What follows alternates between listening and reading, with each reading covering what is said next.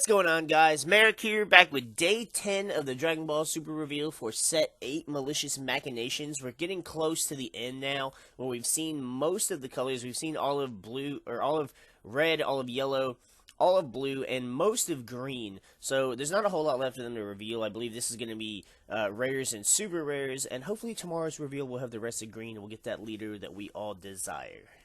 Up first, we have Vegeta Energy Salvo. He's a 3-cost, 10,000 power blocker. Permanent says only one can be played in your battle area. His activate battle for one of any colored energy says, if you have a blue-yellow multicolored card in your energy, choose one of your blue-yellow battle cards with an energy cost 3 or less, place it in the owner's drop area, play this card from your hand, and draw one card. So, he basically lets you replace himself by getting that draw, but what I'm not sure is why you would want to choose one of your choose a blue or yellow battle card, 3 or less, and place it in the drop area. So I guess you would play the battle card, attack with it, or use its ability, do whatever it would do, and then you could replace it with this blocker for 1 energy, and get a card to draw to replace the card that you sent to the drop. So it's kind of neat. I see how it replaces itself, which is pretty cool. It's not you don't lose any advantage over it, and you get a free blocker on the board too, so that's not bad at all. I do kind of like that. He is another Vegeta though, so him being a blue-yellow Vegeta means that he counts as all 4 colors in a Vegito leader deck with the old Set 2 Union Force Vegito, so there's going to be more toying around with that leader, again, as there is with every set, because every set's going to have new Goku and Vegeta cards. Then, speaking of Goku, we have Son Goku Energy Salvo. He's a 3-cost, red-green, 15,000 power. You still only have one of this card in your battle area. His activate battle says if you have a red-green multicolored card in your energy, choose one of your red or green battle cards with energy cost 3 or less, place it in its owner's drop area, play this card from your hand in rest mode, then choose up to one of your opponent's battle cards with energy cost of 1 and KO it. That's worse. Like, that's way worse than the yellow Vegeta. Like, at least, I mean, this one plays for free, and you play it during battle, but since you only get to KO an energy cost of 1, like, what is that really doing for you? And the Vegeta at least has blocker. This is just a 15k vanilla battle card. Like, it looks cool and all, but I don't really follow right now the trend of KOing energy cost of 1, bouncing energy cost of 1. Like, there's a lot of 1-cost cards, but your opponent's not going to play that many outside of turns 1 and 2.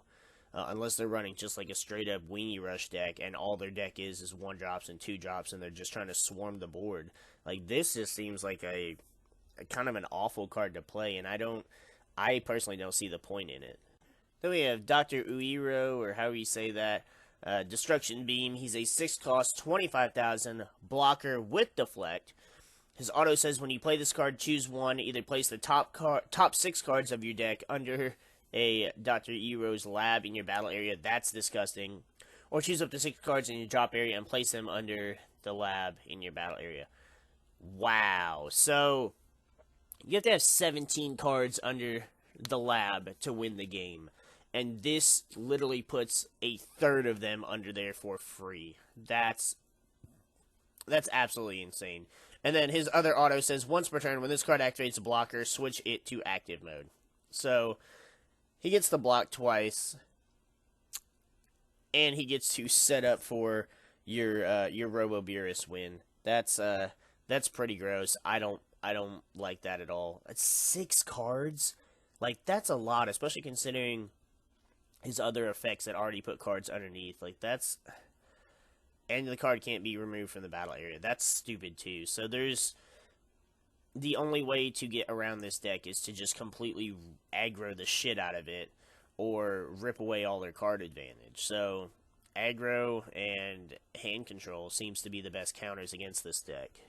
Then we have Hachiyak, Fueled by Hatred. He's a 5-cost, 25,000 with dual attack. His permanent says if your leader card is a Black Machine Mutant, increase the energy cost of this card by 3. Interesting. So, he's an 8-drop? His auto says, place this card in its owner's drop area. When your opponent's battle card attacks, negate that attack. Activate main says once per turn, choose 3 black battle cards with energy cost between 3 and 7 in your drop area. Place them at the bottom of your deck in any order. Choose up to one of your opponent's battle cards, ignoring barrier, and send it to its owner's warp. It's a permanent. Does that mean on the board, or does that mean, like, does that include in the hand? So he'd be an 8 drop to play, or is he only a 5 drop to play? He gets to negate an attack, which is nice, but I can't figure out if this is an okay card or a decent card. Like, if your leader is a Black Machine mutant card, increase the energy cost by 3. It's a permanent. Permanents are active in all areas, right?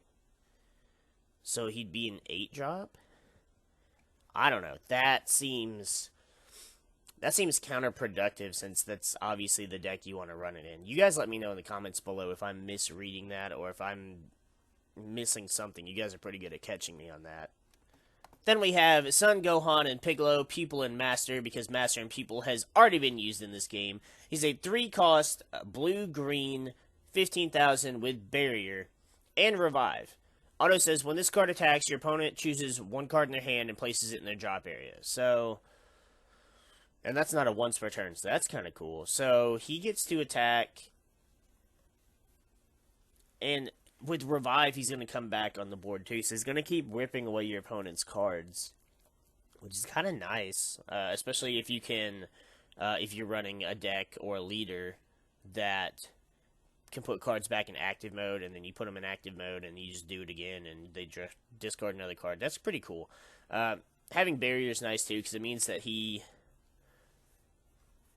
can't be KO'd by skills. So he has to be attacked over, which, in that case, they may not even bother to attack over him. But if they do, and you want to revive him, you still have to pitch a card. So it'd be the best thing to do, especially since his auto is on attack and not on play. But either way, the opponent may not see this as a super big threat. It's only once, ideally once per turn. But if you switch back to active mode, then you can rip away a couple cards in their hand. So, and with more and more cards that allow you to switch cards back to active mode, there might be an easy way to take advantage of that. And then, because they realized that Raddatz sucked in the last set, they gave us Raddatz, Arrival of the Invader. He's a 4-cost, red-green, 20,000. His permanent says if you have a red or green multicolor card in your energy, reduce the combo cost of this card in your hand and battle area by 1. He's a 1-cost, the combo, 5,000 power. When you play this card, your opponent reveals their hand, then you choose up to 1 battle card in their hand with 35,000 power or less, send it to its owner's warp, and this card gains critical for the duration of the turn. That's pretty dope. That's a cool ability that you can rip a card from your opponent's hand, and he gets critical, and he becomes a red-green that you can combo without having to pay the combo cost. But he's only 5,000 combo power, too, so a little bit different than your usual multicolor card. Honestly, out of the cards we've gone over today just in this video, I think this is probably my favorite. First of all, the art looks sick as fuck, but ideally, a lot of the cards and their abilities seem situational. I mean, the Piccolo Gohan's good too, but I don't know, the Raddatz just seems to be the best one overall. Well, guys, that's going to go ahead and wrap it up for Day 10's reveals. Honestly, today's reveals were a little disappointing to me. Kind of like, I don't know, the day that they revealed the Android 21 stuff, I was kind of disappointed. But then yesterday we got the Android 18 leader, and we got the 18, the 16, we got a new 17 card. Like, I was hyped for all that stuff. And then today I kind of feel like I did the day before, where, like, the cards are kind of cool, but I'm not super excited for them. The Vegeta's not terrible. The Vegeta at least replaces itself, so you can attack with a battle card, or if you've played it and it's already used its auto and it's useless, you can get rid of it to play him. He becomes a blocker, and you get to draw a card to replace the card that you sent to the drop. So you lose no advantage there. So the Vegeta's not bad. The Goku, on the other hand, it just seems terrible to me.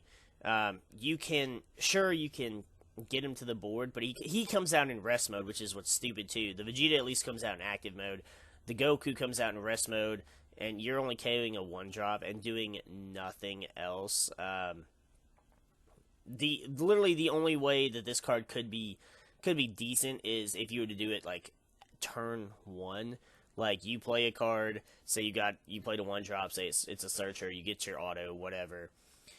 And then your opponent plays a 1-drop, say they play like a crit or something, they go to attack you, and then you're like, oh, activate battle, and I'm gonna, but you have to have multicolor card in your energy too, so it's like, there's no real way to really even take advantage of that. Like, it just doesn't seem like a good card to me.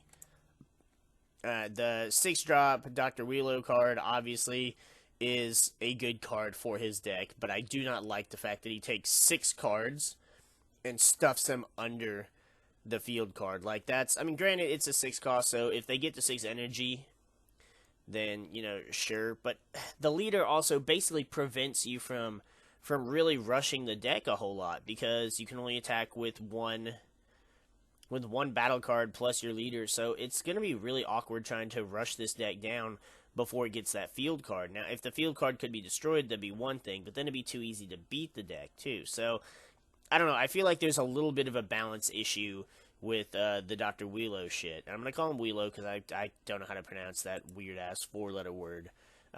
Hatchiyak, that card, I'm still a little confused if it's permanent, makes an 8-drop in your hand, why you would increase the energy cost when you're, trying to play it to the board. That just seems a little awkward. The ability's not bad. It's once per turn you can warp shit, and he can just sit there. He's got dual attack too. He's not a small card, so you don't have to really worry too much about him being ran over.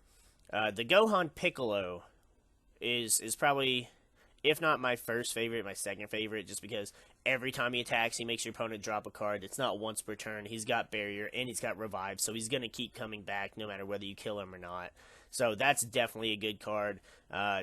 2 specified green, though, does make it a little, like, you're going to have to play it in a green deck more than a blue deck, but that's kind of going to be where, your hand advantage decks go anyways. And then the Raddatz. The Raddatz is just generally just nice, and he only requires 1 green and 1 red, so that critical. Now that's only during the turn you play him, but you can play him and 20k crit. You get to warp any card from your opponent's hand. Bye super combos, and then he reduces his own combo power, so he's going to be a multicolored card that can combo without having to pay an energy cost. So that's pretty significant for him.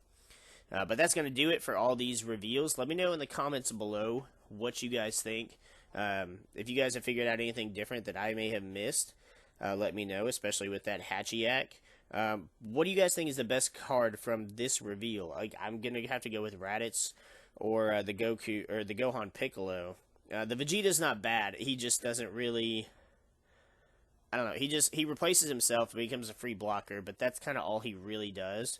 So I can't rank him as highly as I can the Gohan Piccolo or the Raddatz. So, but let me know in the comments below. I'd love to hear your thoughts on it. With that, we're going to go ahead and get the frig out of here, and we'll see you guys in the next video.